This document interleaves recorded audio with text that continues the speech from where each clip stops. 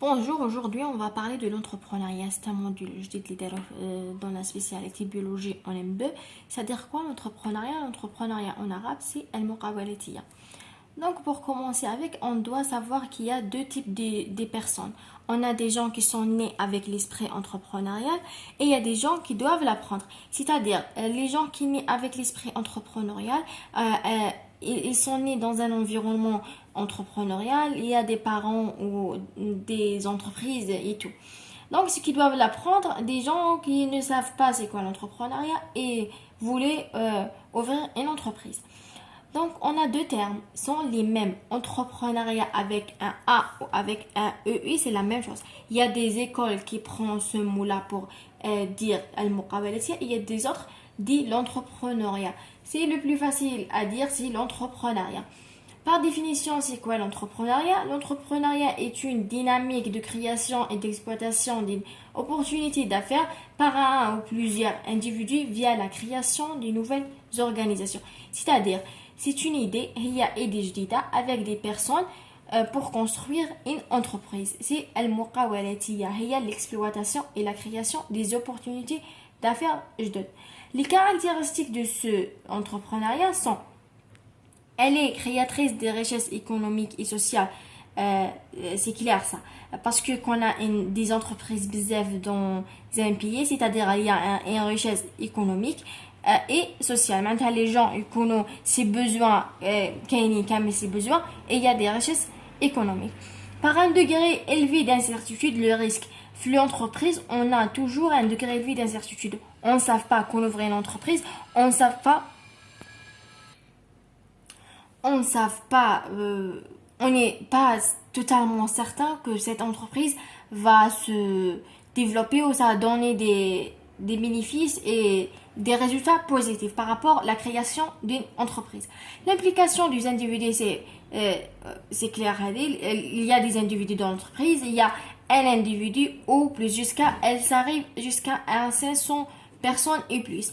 L'acceptation du changement et de risque. Le changement, c'est-à-dire on a des différents individus, il y a un changement des idées et le risque toujours il est présent. La prise d'initiative et le fonctionnement autonome, la personne qui veut ou qui voulait ouvrir une entreprise, il doit prendre la prise d'initiation et le fonctionnement autonome. Il réfléchit d'une façon autonome.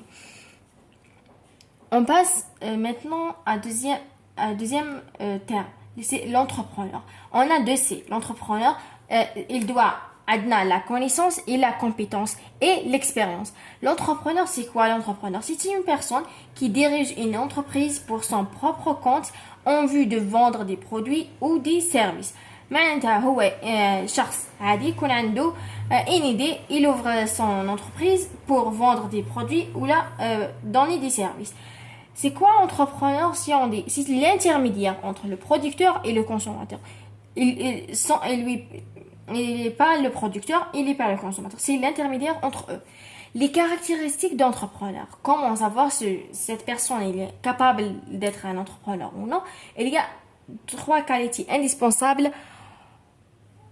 Lesquels il observe son environnement, identifie les opportunités. La personne qui dit chauffe le pays ou la place à il يعرف les besoins des gens ou là quelque chose qui a besoin une entreprise, l'essentiel un service à donner aux gens.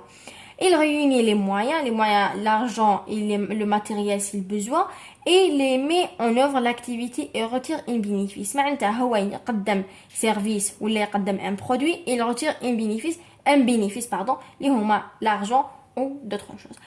L'entrepreneur, il doit avoir quoi? Il doit avoir la confiance en soi, toujours la confiance en soi, l'autonomie, le désir d'accomplissement, معناتها يحب يخدم ويكمل الخدمة.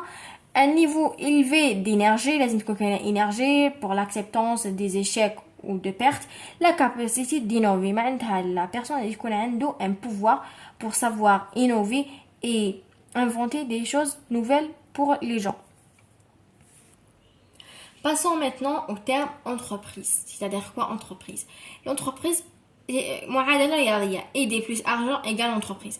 C'est une unité économique et juridique qui a pour la production des biens et des services destinés à être vendus. معناتها هي entreprise شركة. La vente doit permettre معناتها حنايا كي نقدموا هذا السيرفيس لا فونت هذيك واش راح ترجع لنا. Elle rémunérer les facteurs de production تعوض لنا واش خدمنا payer les charges sociales réaliser un surplus destiné à assurer son avenir. معناتها في l'entreprise لازم يكون عندنا توجور عندنا l'argent كي نقسموهم كي نجوا في لا فان نقسموا لازم نقسموا l'argent اللي خدمنا بهم l'argent pour payer les gens et les charges sociales et après هذاك لو سوربلي هو اللي راح يديستيني لنا ياسيورنا لافونير تاع هاد l'entreprise. Il y a un avenir ou pas. Pour classifier une entreprise, il y a différents critères de classification. On commence par secteur, c'est-à-dire quoi?